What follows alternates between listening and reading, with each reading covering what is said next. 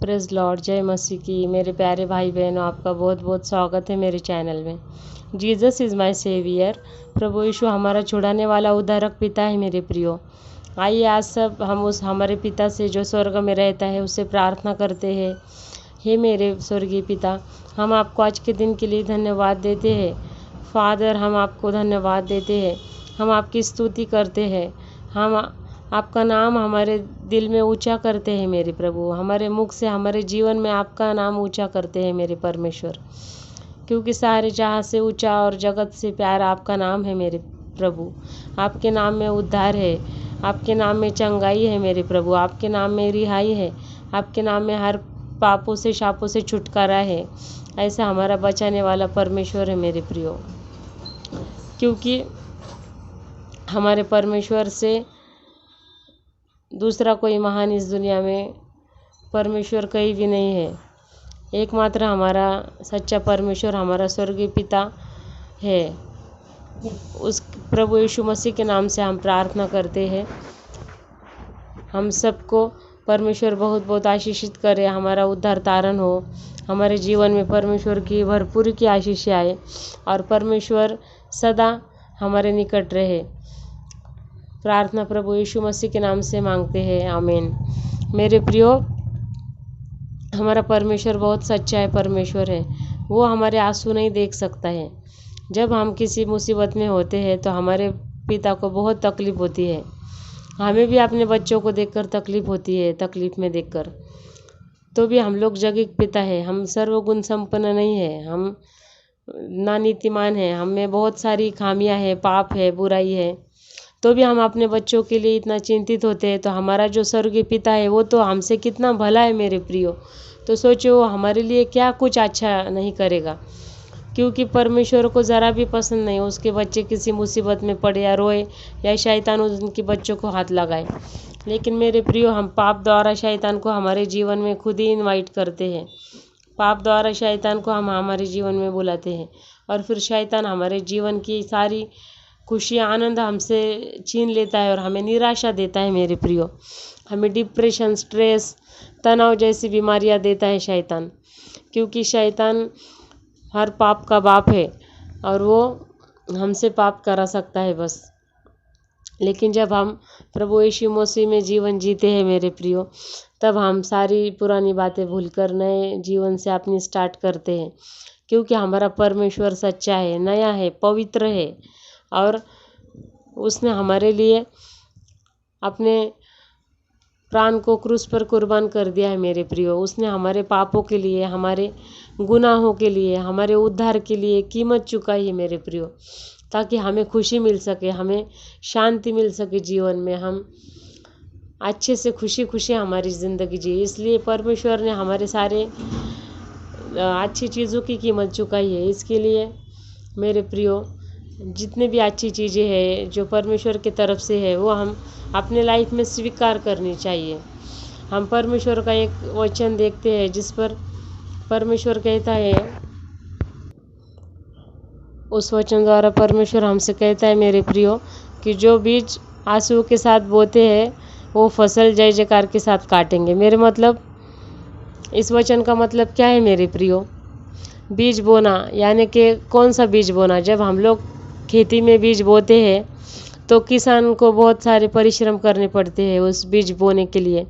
पहले उस ज़मीन को खोखला करना पड़ता है, फिर उस ज़मीन में बीज बोना पड़ता है, फिर उसे टाइम टू टाइम पानी देना पड़ता है।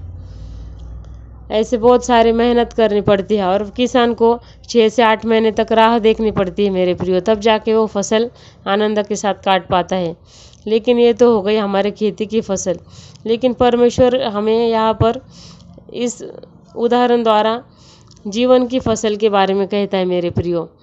ये जो हम इस जीवन में आए हैं तो ये हमारा जीवन यानी कि एक बीज है मेरे प्रियो। हम परमेश्वर ने दिए हुए बीज है।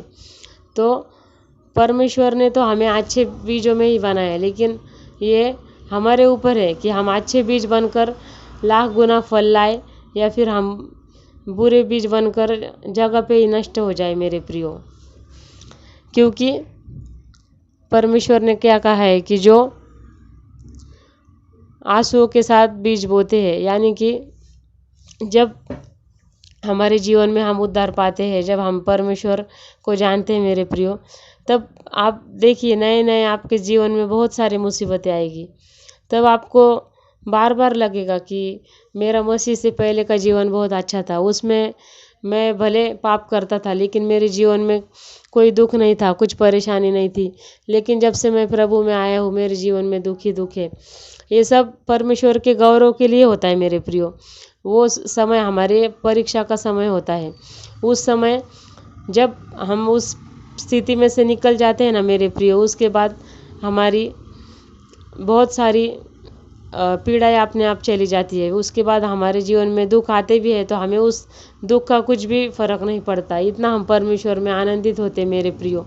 क्योंकि हमारा परमेश्वर कहता है कि जब हम आंसुओं के साथ बीज बोते हैं, यानी कि जब हम मुसीबत में होते हैं, हम रो रहे होते हैं, तो भी हम परमेश्वर पर विश्वास अटल रखते हैं, परमेश्वर को नहीं छोड़ते हैं, ना दुनिया की बातों में पड़ते हैं हम।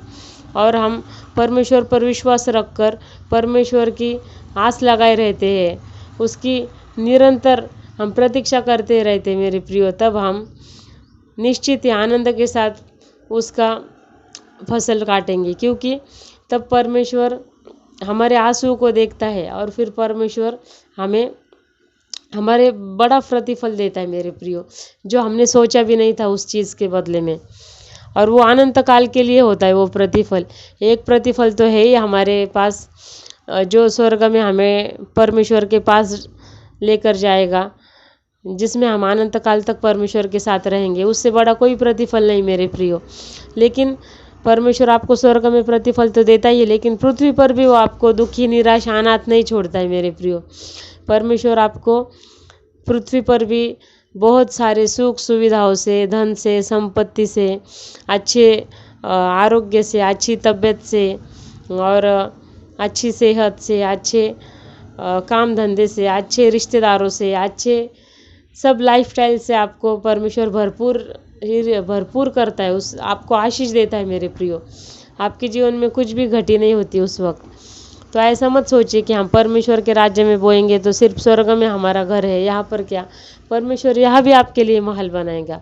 बस आप विश्वास रखिए और विश्वास के साथ प्रार्थना कीजिए और इस वचन को आप अपने जीवन में स्वीकार कीजिए यीशु मसीह के नाम से। तो देखिए, जब आप परमेश्वर के वचन को स्वीकारते हैं मुँह से और उसको घोषित करते हैं, क्लेम करते हैं अपने लिए, तब वो वचन आपके लिए अवश्य फल लाता है मेरे प्रियो। तो ये वचन परमेश्वर का ये वचन आपके जीवन में बहुत बहुत आशीषित करे और आपके जीवन में बहुत गुना फल लाए। प्रार्थना यीशु मसीह के नाम से मांगते हैं आप सबको। जय जय मसीह की।